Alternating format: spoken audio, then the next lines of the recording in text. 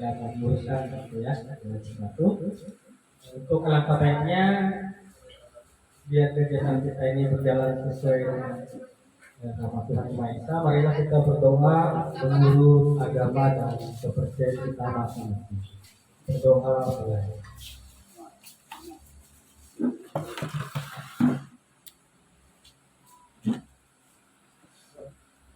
Berdoa selesai.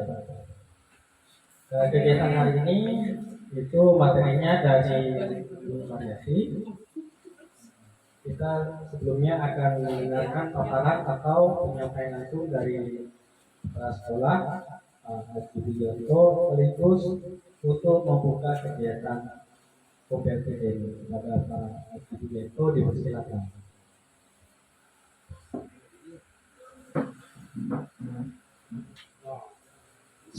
Assalamualaikum warahmatullahi wabarakatuh. Selamat siang dan salam sejahtera untuk kita semuanya. Terima kasih waktunya baik. Bapak Ibu, yang pertama sebelum kita mulai pada mobil,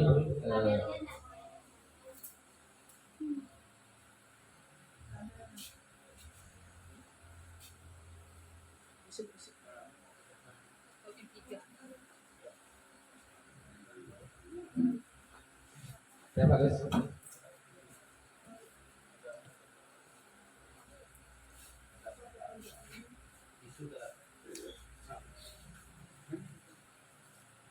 Baik Bapak Ibu, terkait dengan ini, yang pertama sebelum kita pada mobil ini terkait evaluasi terkait dengan makan bergizi gratis Bapak Ibu. Jadi kita sudah 4 hari ini dari hari Senin, hari Senin memakan waktu hampir 2 jam, kemudian hari Selasa 1,5 jam, kemudian hari Rabu kemarin 35 menit, terus hari ini kayaknya lebih cepat lagi.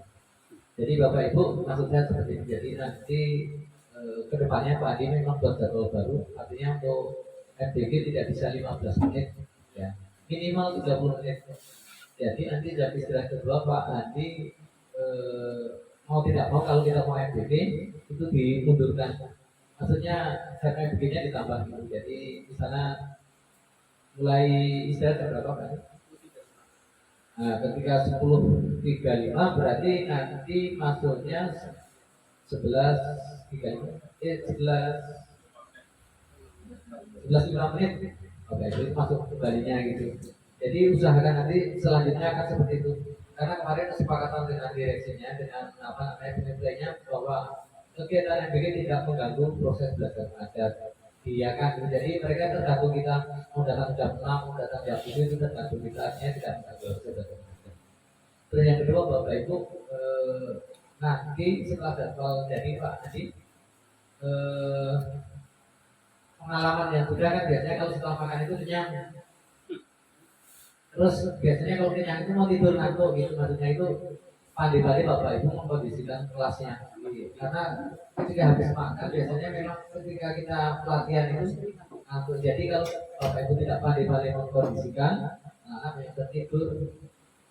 Nah gitu makanya itu misalnya memang perlu skill lah, keterampilan dalam mengkondisikan itu. Terus mungkin masih terkait makan gizi gratis. Dampak yang satunya dampak sampah Bapak Ibu usahakan bantuannya supaya tidak memberikan dampak tambahan sampah selain kaki.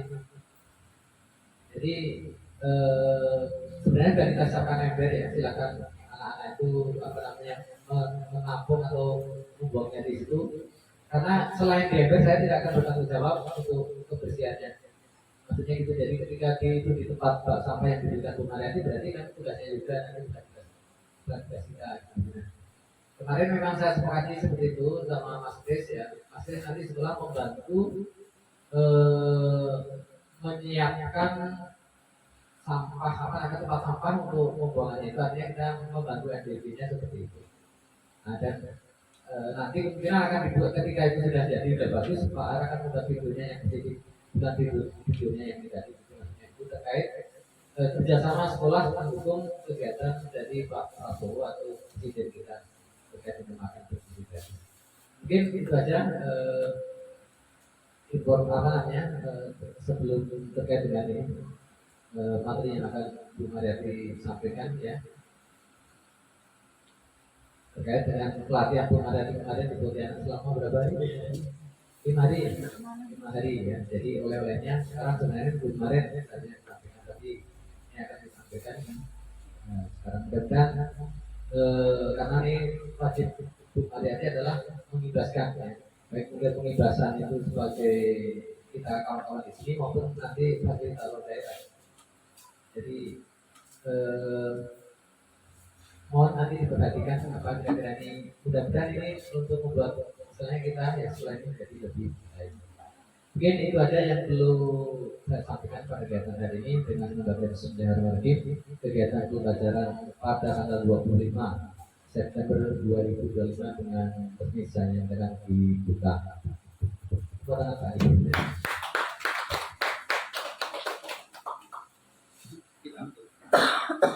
Baik, terima kasih. Itu yang ingin saya sampaikan atau yang kepada Pak Boswer terima kasih. Saya mau menambahkan sedikit Pak ya. Ada saya punya menemukan suatu trik supaya menghemat waktu. Tadi waktu MBJ kebetulan saya ngajar di Semen C yang terakhir. Bagusnya memang guru yang terakhir itulah yang berada di ruangan SPPT itu. Ya artinya tidak harus waktu. Tadi saya langsung bawa buku untuk saya ngajar di situ. Jadi saya nggak balik lagi ke sini. Dengan anak yang mengemas-kemas itu dia yang antar saya kembali lagi. Kalau usia yang agama Islam Katolik kan, Iya. udah aman. Yang kemudian itu sudah ada.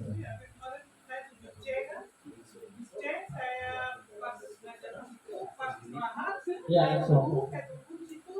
Mereka masuk kelas, saya suruh cepat masuk selesai sampai jam 11 mereka udah selesai Pak. Iya. Apalagi utang kan telan-telan perutnya. Ada saya foto dari. Tapi maksud saya gini, ketika 15 menit kan masih tidak cukup ya. Berarti kan tetap harus mundur gitu maksudnya. Jadi itu bisa gini kalau teman-teman mau nyontoh misalnya dari yang terakhir pas dari situ langsung dia aja. Bisa deh. Tidak usah jam 10.35. Iya. Pas jam 11 sudah langsung gitu kan. Ya, anak-anak ada sudah ngambil gitu. Iya, bisa. Guru yang bersangkutan langsung ke Jadi sini. kuncinya jam MBG Pak. Iya. Iya. Kita bisa jam istirahatnya jam MBG.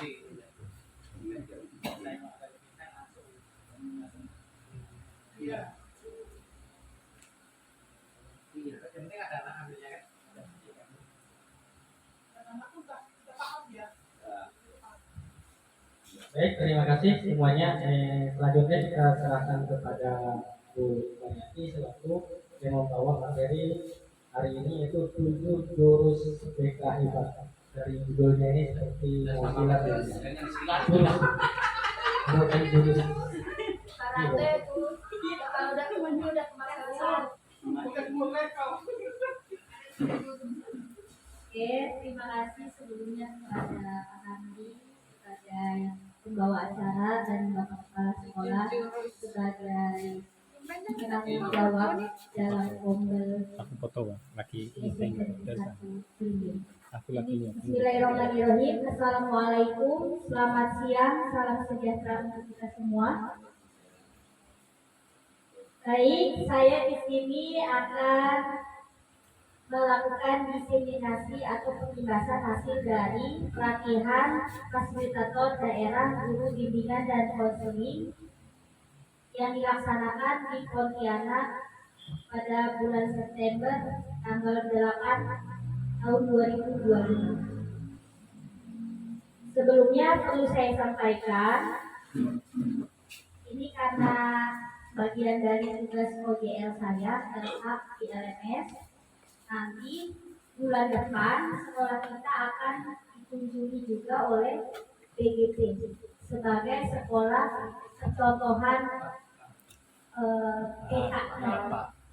Di Kabupaten Melawi ini ada 3 sekolah. Yang pertama sekolah kita, lalu SMP Negeri 1 Pino, dan SMP 2 Nangapino. Kemungkinan nanti bulan Oktober Pak, dari BGP ke sini. Untuk konsumsinya nanti mereka yang tanggung karena bagian dari program pembelajaran mendalam juga. Kalau yang ini khususnya untuk guru bimbingan dan konseling. SMP 1 Blimbing, SMP 1 Nangapino, dan SMP 2 Nangapino. Ya, itu sekolah-sekolah terbaik pesertanya kemarin yang ikut di Pontianak. Nah baik Bapak Ibu, kemarin waktu saya mengikuti pelatihan fasilitator daerah guru BK, di mana di dalamnya itu ada modul-modul yang dipelajari. Yang pertama itu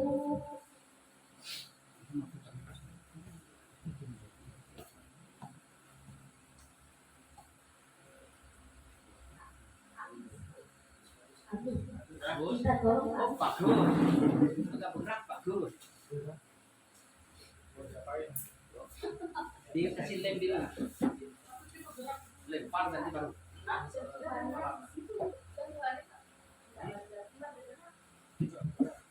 Apa ini lihat itu? Enggak ganti yang baru ya. Oh, kasih lem dulu. BGP Pak. Bawa sini. Bukan Pak Dokter Ada Siapa Purnama yang kemarin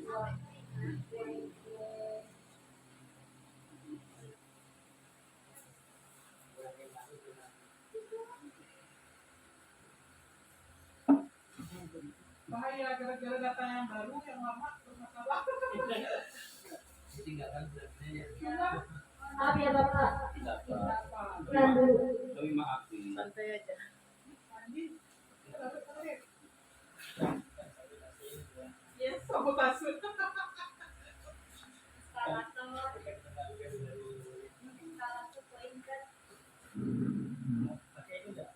Jangan biar Fani yang baru Fani. Ada dekat Bapak. Ada dekat Bapak. Jadi soal ini kan tak bisa diperbaiki Pak. Kemarin itu kan Lebih malu. kalau bisa nggak mampu Pak. Nggak mau. Saya kan pikir bisa diperbaiki. Gitu. Jadi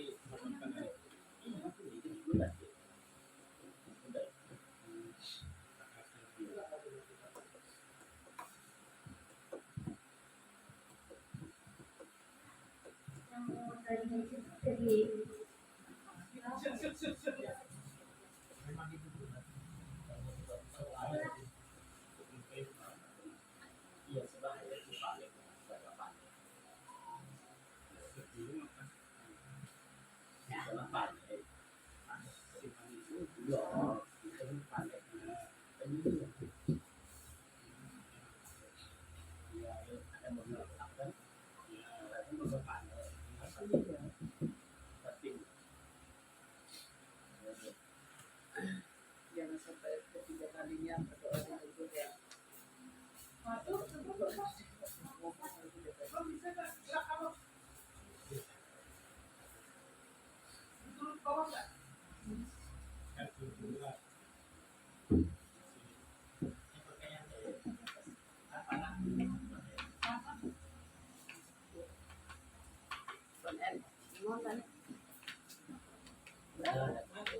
Apa faktor laptop kali ini? Ya, itu faktor HP kan kemarin. ya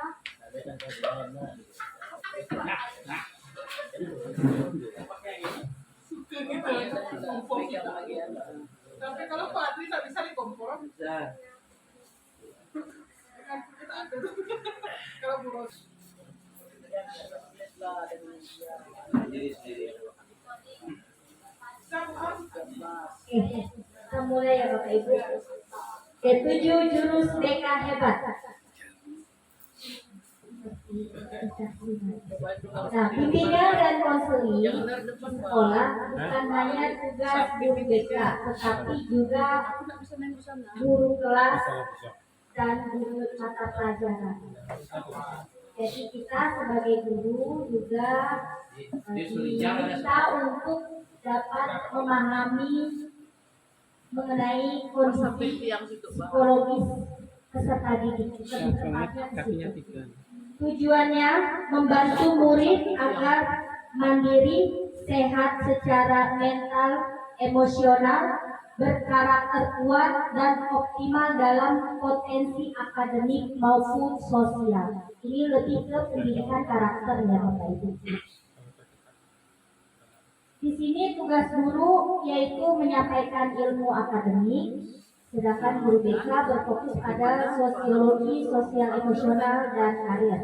Keduanya saling melengkapi demi perkembangan murid atau peserta didik di sekolah, MBG. khususnya di SMP Negeri 1 Bili. Kenapa?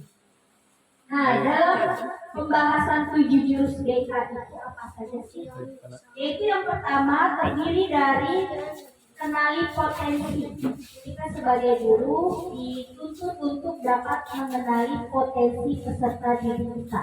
Melalui apa sih Bapak Ibu? Yang pertama itu adalah melalui asesmen minat bakat, yang mana kemarin sudah saya laksanakan. Nah, yang kedua itu mengelola emosi, di mana di dalamnya ada pembelajaran sosial emosional. Yang kedua bahasa Inggris, ya men, nyanyi ya. Terus juga buramina, melatih anak membaca puisi, misalkan. Terus Wismoli juga mengajarkan siswa untuk berstorytelling dalam bahasa Inggris. Ataupun Pak Iwan misalkan mencari bakat siswa yang pandai berhobi dalam bidang olahraga, contohnya futsal, voli. Pak Ujang juga sedang membawa siswa berlomba di Sanmat, ya Pak Ujang ya. Nah itu bagian dari pengenalan potensi peserta didik. Mungkin kedepannya KAIS bisa membawa peserta didik kita mengikuti MTQ. Terakhir MTQ di Kabupaten Putus Subang, ya Papua Sulu. Nah itu bagian dari mengenali potensi peserta didik kita, dimulai dari sekolah. Masa-masa mau nangis. Nah tujuannya apa sih? Tujuannya yaitu membantu guru BK maupun guru non BK mengenali potensi minat bakat murid melalui asesmen pendidikan. Nah asesmen itu ada asesmen tes, ada asesmen diagnostik. Nah ini termasuk ke dalam asesmen diagnostik.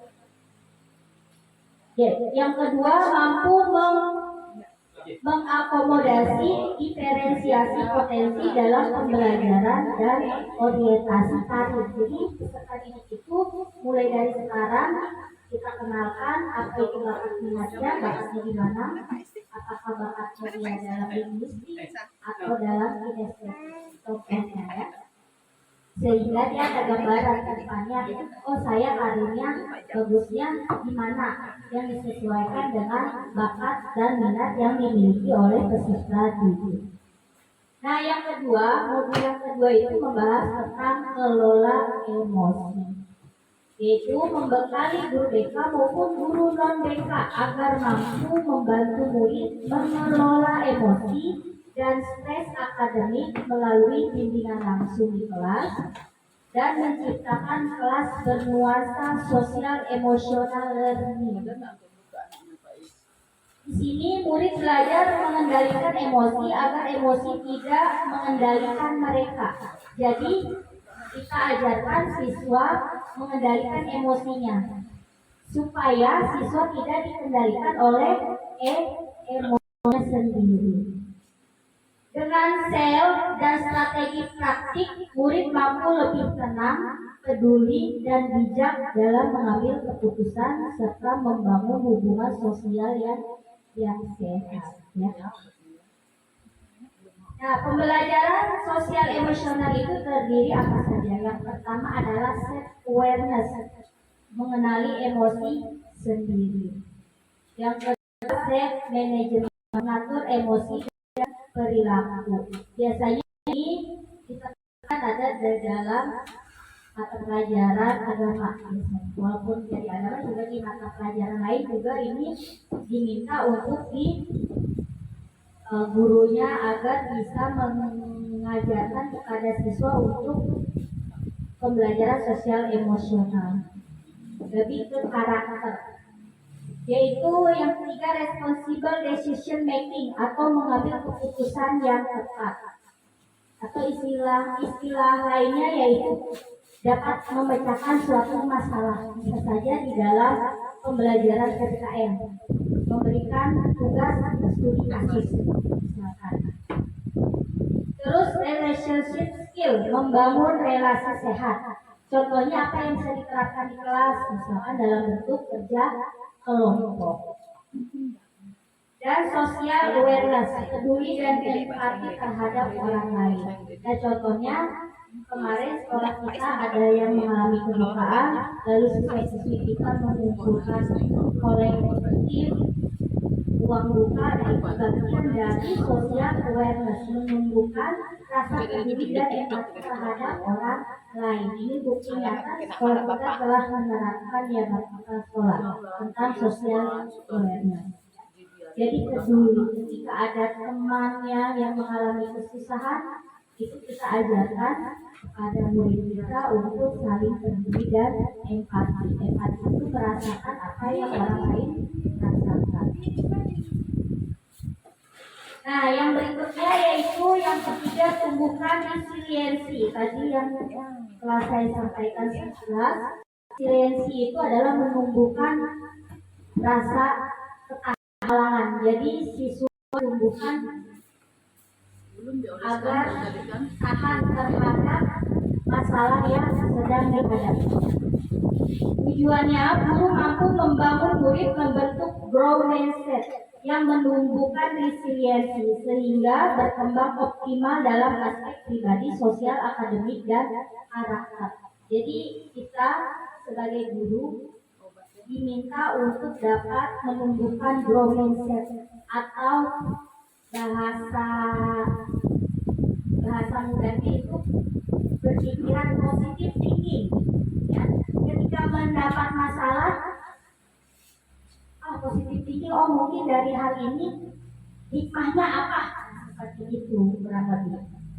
Dari resiliensi atau daya lenting yaitu kemampuan bangkit kembali dari kesulitan, beradaptasi, belajar, dan terus berkembang. Misalkan siswa mengikuti ulangan harian, nilainya tidak sesuai dengan ekspektasi mereka. Nah, kita tumbuhkan mungkin dengan saya mendapatkan nilai tidak memuaskan ini, berarti saya harus lebih giat lagi belajar. Nah, seperti itu contohnya. Lalu ada growth mindset atau pola pikir bertumbuh. Keyakinan bahwa kemampuan bisa dikembangkan lewat usaha, strategi tepat, dan dukungan.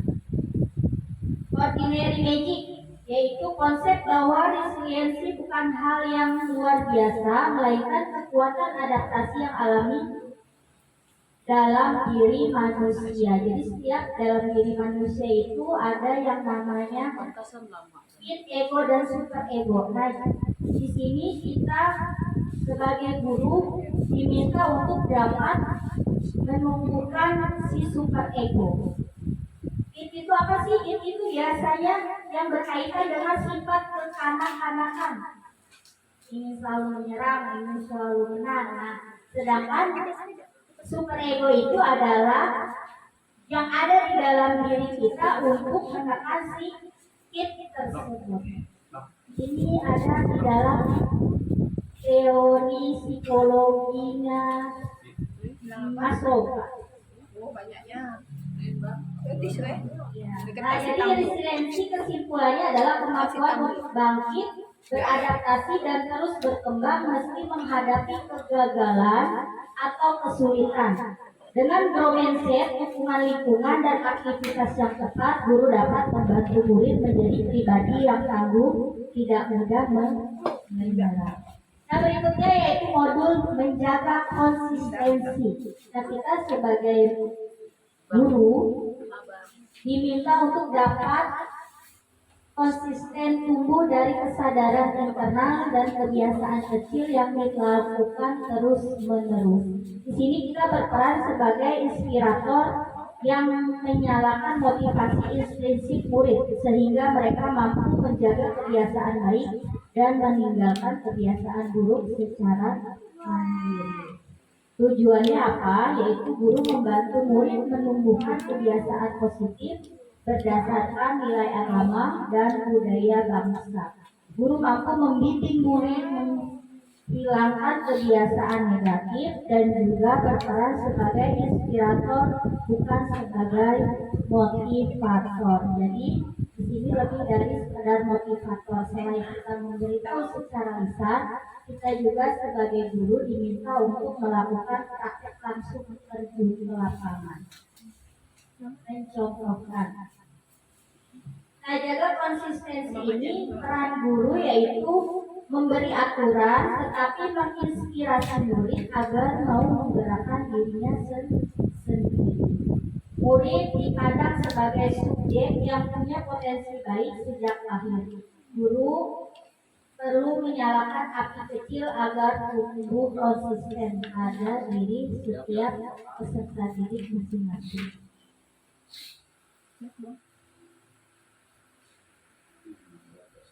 Nah, contohnya apa saja? Misalkan ketika siswa diminta untuk masuk ke dalam perpustakaan, contoh kecilnya siswa diminta untuk melepas sepatu.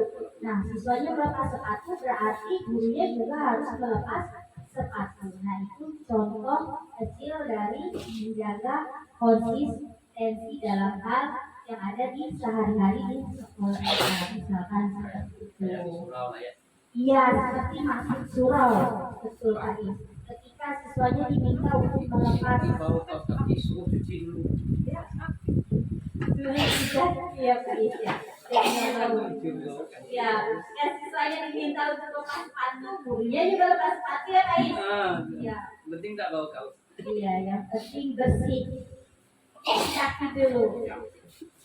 Nah, yang berikutnya adalah jalin koneksi, di mana guru BK maupun kita sebagai guru mata pelajaran mampu menjalin koneksi dan melakukan komunikasi empati dengan murid. Istilahnya kita jangan cek amat gitu ya sama murid. Si amat aja nggak cuek gitu. Nah, terus memberikan dukungan awal sesuai kebutuhan psikososial murid sebelum melakukan koreksi atau intervensi terlebih dahulu. Nah, kesimpulan dari jaga konsistensi yaitu konsistensi tumbuh dari jalin koneksi. Tujuan dan capaian guru mampu menjalin koneksi dan melakukan komunikasi empati sudah. Nah, yang berikutnya bangun kolaborasi. Guru BK dan guru kelas menguasai kompetensi sebagai penghubung partisipasi semesta. Semesta itu di dalamnya ada keluarga, sekolah, masyarakat, media, serta pihak terkait. Membangun kolaborasi juga bertujuan membimbing karakter dan pengembangan potensi murid secara maksimal melalui kolaborasi. Nah, inti dari membangun kolaborasi yaitu kunci keberhasilan layanan BK dan pendidikan karakter melalui sinergi antara guru BK, guru kelas, orang tua, sekolah, dan pihak eksternal. Permasalahan murid dapat ditangani lebih cepat, efektif, dan berkesinambungan demi tumbuh kembang mereka yang optimal. Contohnya, minggu kemarin bagian kesiswaan Pak Haryanto telah melakukan jalin kolaborasi bersama orang tua atau wali murid. Itu bagian dari membangun kolaborasi dengan stakeholder orang tua. Nah, yang berikutnya menata situasi, yaitu tujuannya guru mampu mengoptimalkan peran ekosistem sekolah dalam menciptakan iklim yang aman, nyaman, dan menggembirakan. Jadi kurikulum kita tahun ini tuh slogannya aman, nyaman, dan menggembirakan. Melatih berpikir sistem, yaitu sistem thinking, dan prinsip pengurangan resiko untuk mengelola situasi di sekolah. Jadi aman, nyaman, dan menggembirakan.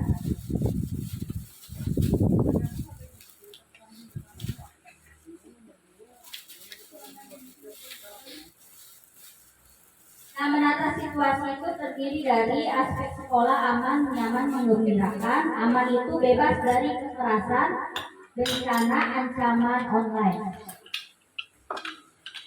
Nyaman yaitu relasi sosial sehat, sarana prasarana inklusif, lingkungan mendukung. Lalu menggembirakan diantaranya gembira belajar, bermain, mengembangkan minat dan bakat. Nah, inti menata situasi yaitu berarti menciptakan ekosistem sekolah yang aman, nyaman, dan menggembirakan melalui pendekatan sistemik.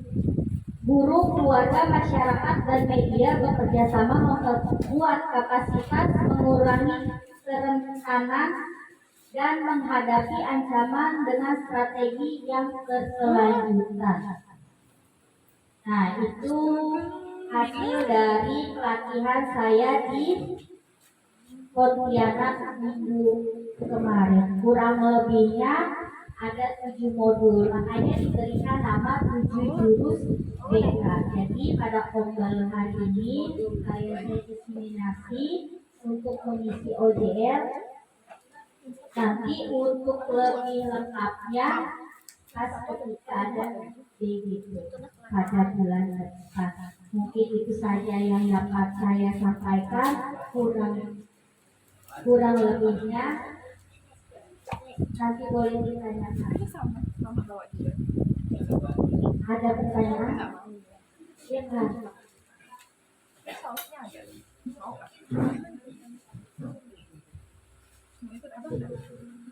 Terima kasih narasumber atas waktunya. Saya di sini mau dua pertanyaan. Yang pertama, jika di sekolah itu ada siswa yang bermasalah, tetapi di sekolah itu tidak ada perbaikan, saya jangan mana masalah siswa tersebut. Itu yang pertama. Yang kedua, ketika kita sedang masih keterangan dari siswa, bagaimana kita mengetahui bahwa itu jujur atau tidak jujur? Tentu BK yang sudah berpengalaman mengetahui. Kami sebagai guru mapel kan belum mempunyai ilmu seperti itu. Mohon pencerahannya. Terima kasih. Terima kasih Pak Har atas pertanyaannya. Pertanyaan sangat bagus sekali ya. Yang pertama itu bagaimana jika di sekolah tidak terdapat guru bimbingan dan konseling. Nah, itu biasanya jika di sekolah tidak ada guru bimbingan dan konseling, bisa disepakati dalam rapat sekolah bersama dengan kepala sekolah. Jadi kepala sekolah yang menunjuk siapa yang bertanggung jawab sebagai pengganti sementara guru BK ketika guru BK-nya itu belum masuk ke sekolah tersebut. Nah, selain itu juga bisa di-SK-kan sebagai pengganti. Jadi selain sebagai guru mata pelajaran, guru tersebut juga merangkap sebagai guru bimbingan dan konseling.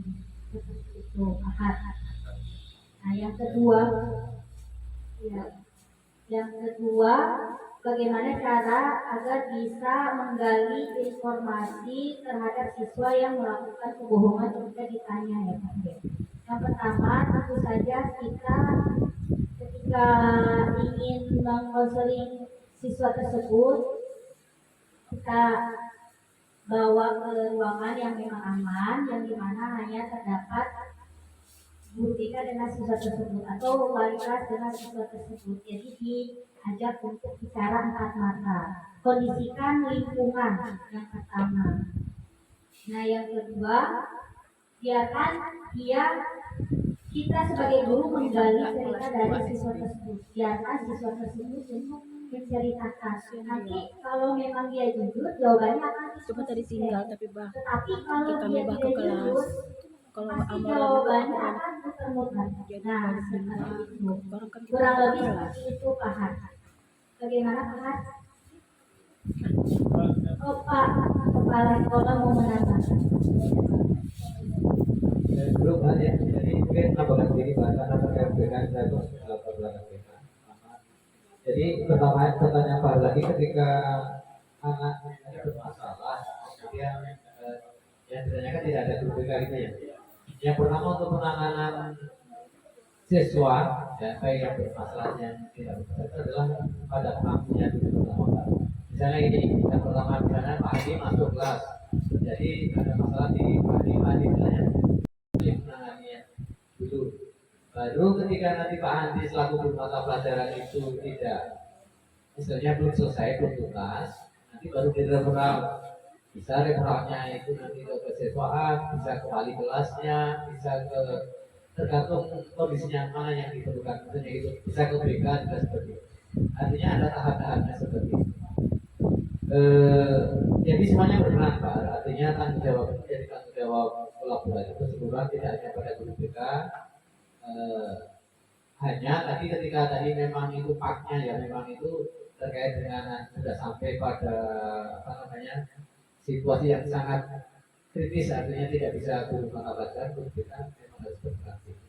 Nah kalau di sekolah ada juga biasanya ini koordinator BK-nya. Di sekolah itu belum ada perbedaan. Nah Kalau di mana ada?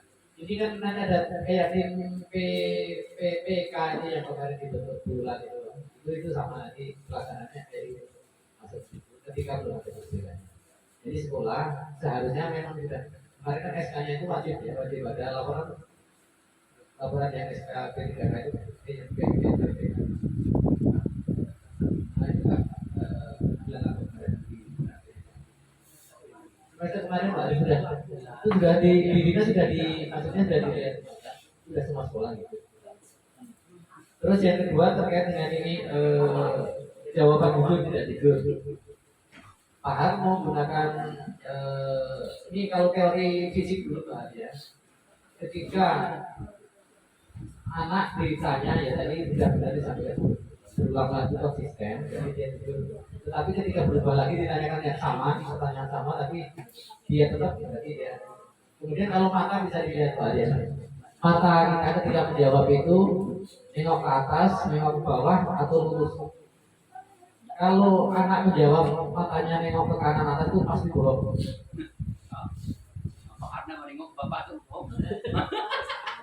Harganya matanya, ininya berapa? Satu. Nah, berarti harus kasih ke mata saya. Satu. Nah, kalau Pak Harmi lihat dulu, berarti dia bohong Pak. Tapi ke kanan ya, ke atas itu jadi matanya. Memang Kalau ditanyakan tanggal lahir mungkin harus katakan anak dulu Pak. Nah, kalau masih tetap bertatap, misalnya saya Bu Susi umur berapa? Kalau nengok kan Kalau dia mikirnya ke atas berarti mulai sudah ada perencanaan berbohong tuh. Tapi ketika dia masih satu jalur atau apa misalnya mikir ini atau berpikirnya ke bawah dia masih atau nanti ini masih. Tapi kalau sudah berpikir ke atas berarti dia berpikir untuk membuat jawaban itu dipikir gitu apa? Artinya tidak spontan. Ketika tidak spontan biasanya itu nanti dulunya nanya dibalikin notanya lagi kalau tidak kalau dibilang itu gimana Pak? Kira matanya Pak. Harus nengok matanya. Kira pas ditanyain Tengok matanya, jangan tengok mulutnya. Itu pokoknya tengok matanya. Posisinya asal dia ke kanan, bukanya ke kanan, ke atas itu pasti bohong. Enggak. Itu teori mata Pak. Nanti ada teori gerakan tubuh itu nanti bahas lebih dalam bisa boleh belajar. Rawas banget. Oke, mungkin kita cukup aja. aku kalau rumah nanya aja kok tengok. Ya, jadi karena kata saya. Oke, baik, terima kasih. pertanyaannya mungkin berhubung dengan waktu sudah menunjukkan pukul 12, Mati kenapa? Ano ba? Kayak di PB itu. mungkin akhiri sampai di sini pertemuan kita pada hari ini. Terima kasih Bapak Ibu yang masih stay. Saya harapkan semoga ini ilmunya bermanfaat walaupun sebiji sawit. Saya akhiri, wabillahi taufiq wal hidayah. Wassalamualaikum warahmatullahi wabarakatuh. Terima kasih.